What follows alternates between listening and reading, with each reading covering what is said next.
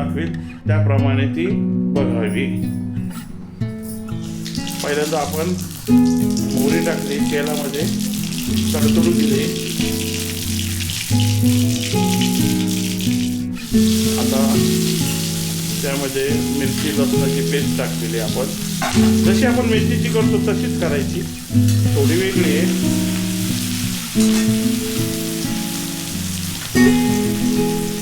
थोडी हळद टाकायची.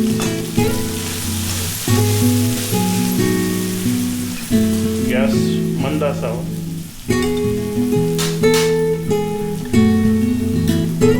आता भाजी टाकलेली आहे, चिरलेली भाजी टाकलेली आहे आपण. आता ती थोडी तेलावर परतून घेतात.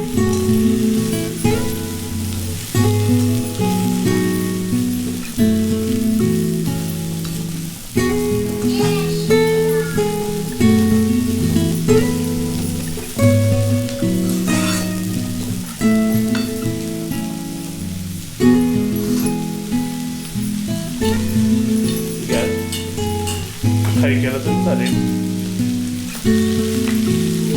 आपण मुगाची डाळ, भिजवलेली मुगाची डाळ अर्धी वाटी ती आपण मिक्स करणार आहोत.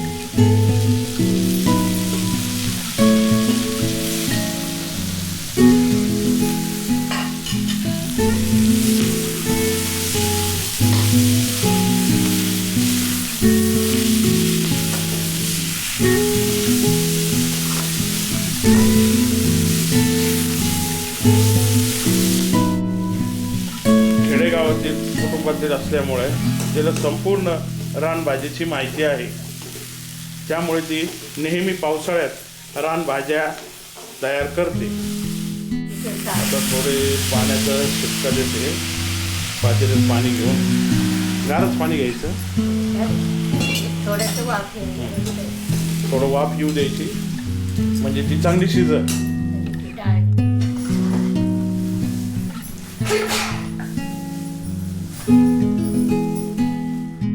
थोडं वाफ येऊन द्यायची म्हणून थोडं आपण ताट त्याच्यावर झाकण ठेवू.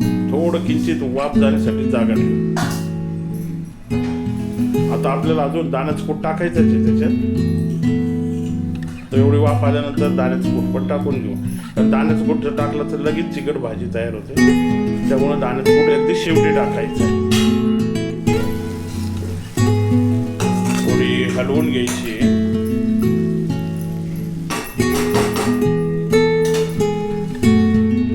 भाजीला सुंदर अशी वाफ आलेली आहे. भाजी शिजून झालेली आहे, दिसतच येते.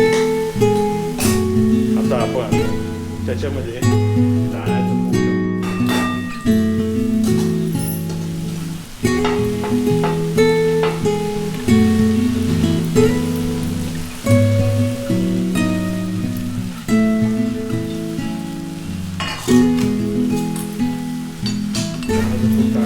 लगेच हलवून घ्यायचंय.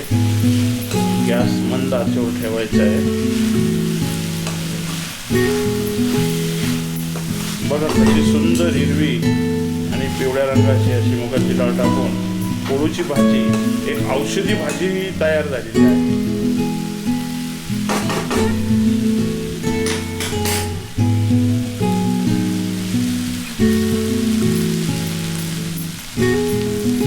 हे शक्यतो डोंगरावर उगवते.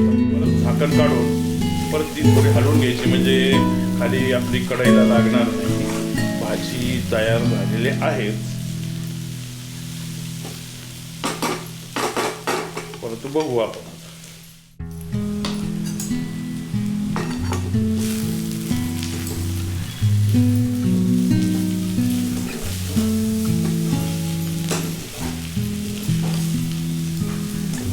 मित्रांनो, ही भाजी तशी अकोले गावातून आलेली आहे. अकोलेच्या डोंगर पठारातून आलेली आहे. म्हणजे आपले भंडारदऱ्याचे जे डोंगर असतात तिथून आलेले आहे.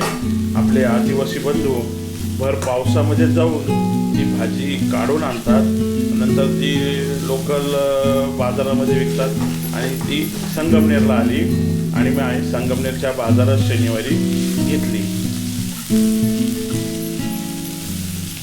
भाजी छानपैकी शिजलेली आहे.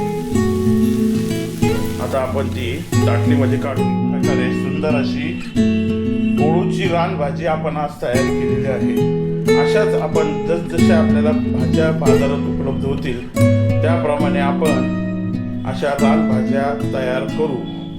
आणि जर तुम्हाला आवडले असेल तर मित्रांनो लाईक करा, कमेंट करा आणि सबस्क्राईब करा.